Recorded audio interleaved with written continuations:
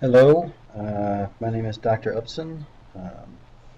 As we go through class, I will create several short of these UTEP videos, some may be a little bit longer, that will show you step by step how to accomplish a particular task for the class. One of the first steps that you're going to need to do for our first project, which is on annual sales forecasting, is to select one of the companies listed here.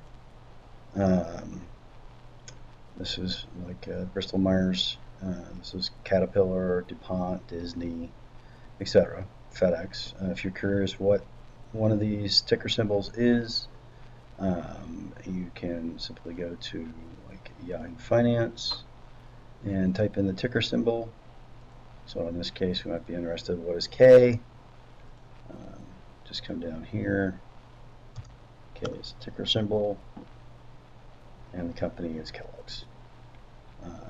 So if you're not sure what the ticker means, go ahead. What you're going to need to do is pick one of these companies, and that's what you're going to do your sales forecast on. McDonald's, Procter & Gamble, Starbucks, UPS, UTX.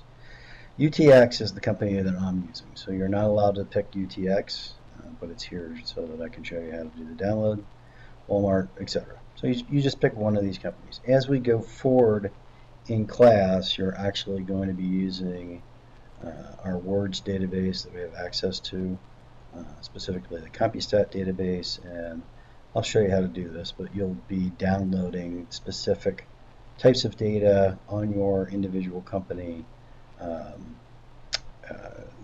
to, number one, do analysis, and number two, look at how your projections actually came out.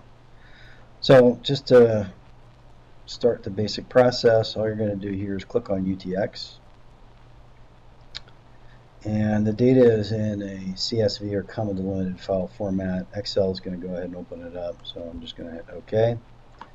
So this is the sales data for UTX, the QSIP number associated with it. You don't need to worry about how kind of odd it looks right now.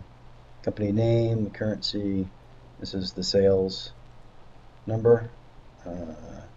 So this would be 21 billion, 22 billion, etc., all the way up here to $58 billion worth of sales. You'll notice that the time frame is from 1993 through 2011, 2012, 2013, and if there's data available for 2014, we're going to use to validate our models to see how well we actually predicted what the future brings. We start with sales forecasting because every capital budget that's out there is gonna, you're investing capital in order to generate additional sales or additional income, and what you're going to need to do as part of that is forecast what that income is going to be. Alright, so that's step one. I've just clicked, we've downloaded the data. What I'm going to do is a file, and we're going to save as, and I want to get it out of the CSV format, and I'm going to convert it over to an XLS workbook. It'll just be called UTX-1 is fine, or you can change the name to like sales forecast UTX. That doesn't matter, you're just naming a particular file. And where do I want to put it? In my work, I'm going to dump it over here on the E drive, and I'll just put it here so that it's my jump drive. Go ahead and hit save. Alright, so that's step one. We're going through the saving process right now. We're going to come back to the website, and the other thing I want you to download is the GDP data. So we're going to click on the GDP data and go ahead and open that in Excel. And I don't want this to be two separate worksheets, in other words, two separate files. So all I'm going to do is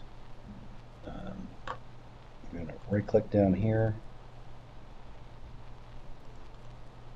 and we're going to do to move copy, and we're going to move copy it to our sales forecast UTX, and we're going to put it at the end. So now I'm in my Excel file that has my sales data, and this is the GDP data. I'm going to double click down on sheet, change it to GDP, and we're good to go. So we've now formulated our basic starting point for our sales forecast. We're going to go ahead and save that.